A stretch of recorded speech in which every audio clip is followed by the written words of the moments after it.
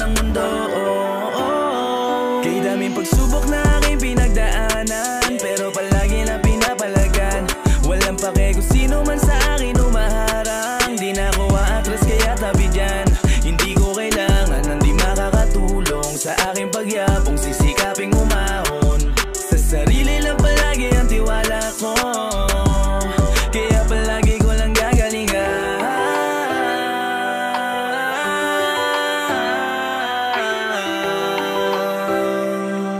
Yeah.